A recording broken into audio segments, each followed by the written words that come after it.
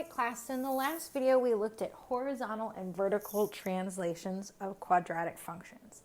Now we're going to see how all this comes together. If I was to have a quadratic equation with a horizontal translation, a vertical translation, and also a constant a.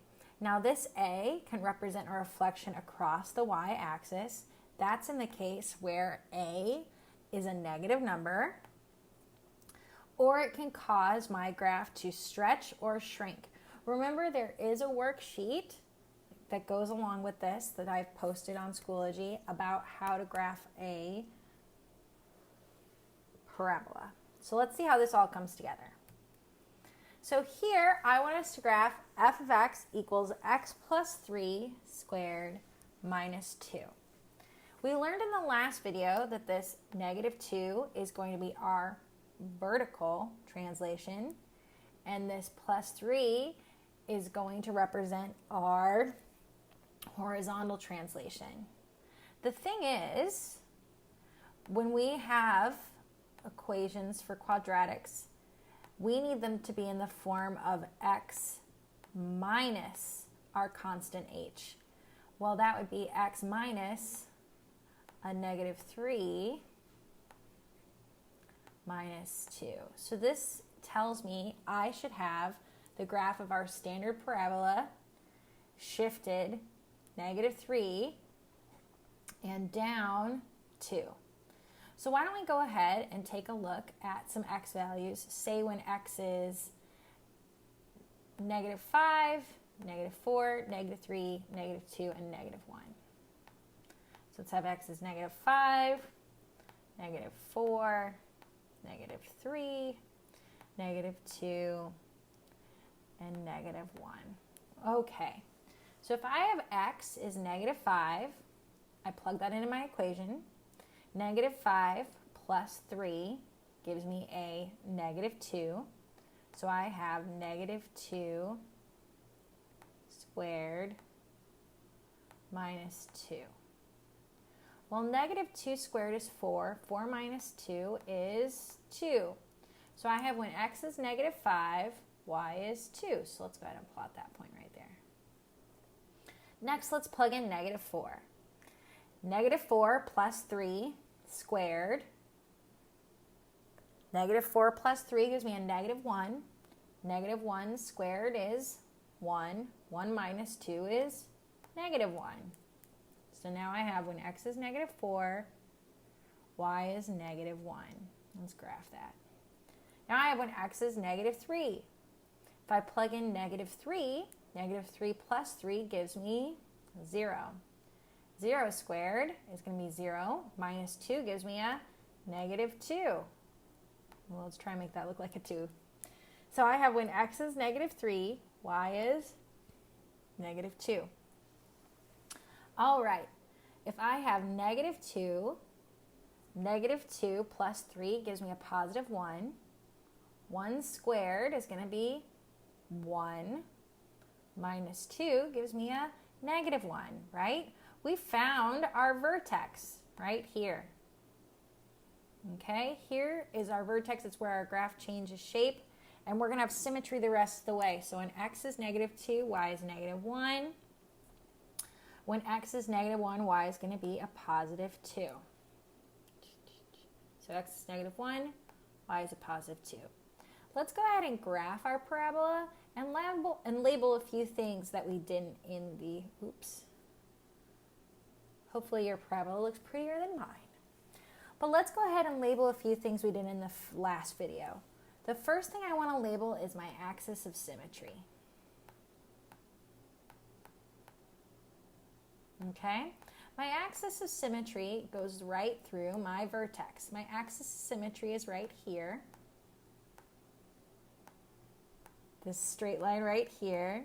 So my axis of symmetry is when x equals negative 3. Remember, the graph of x equals negative 3 is a vertical line with 0 slope.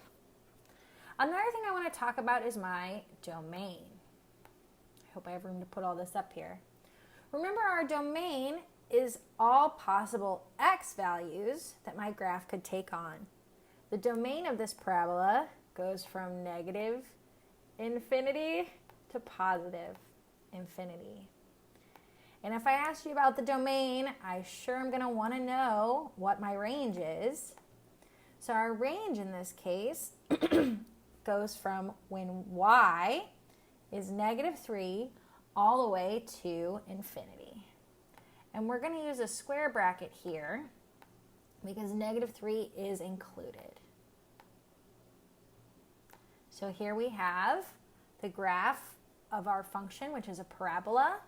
Its vertex, so where it switches direction. Okay, cursive, not a good idea. Vertex is when x is -3. I swear that's a 3. And when y is -2. We've got our axis, our domain, and our range. These are the important things we're going to want to know about a parabola. Now let's take a look at this next example.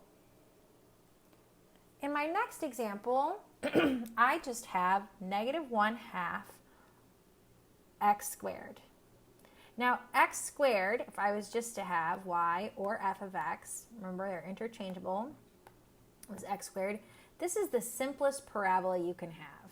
When x is 0, y is 0. When x is 1, y is 1. But now what I'm doing is I'm multiplying it by this constant, and this constant is a negative. So let's see what happens if I was to look at when x is -2, -1, 0, 1, and 2. So I have to plug in -2. I have -2 squared. That gives me 4. But I have a -1/2. -1/2 times 4 is going to give me a -2. So now I have when x is -2, y is -2. Let's go ahead and plot this point. So I have when x is -2, here's my x-axis, 1, 2. Y is -2. There we go. All right, let's plug in -1. -1 squared is going to be a +1. -1/2 times 1 is just going to give me a -1/2. So I have when x is -1, y is -1/2. Now remember to go ahead and plot this as best as you can. See, that looks right about a half. It might not be perfect, but that's okay. Let's go ahead and plug in 0. So when x is 0, I have 0 squared is 0 times -1/2 is going to be 0. All right. So there we go. And I know I'm going to have symmetry. So 1 squared is 1 times -1/2 is going to be -1/2. And I'm going to have a -2 here. So here's my parabola. Notice, instead of opening up, it's opening downwards. That's because the leading coefficient, this right here, is a negative number. That's going to cause my parabola to open downwards. Notice that I also have a fraction as my leading coefficient. That makes my graph wider. Let's go ahead and define our axis, our domain, our range, and our vertex. And I hope it's okay if I'm just using one letter to represent those.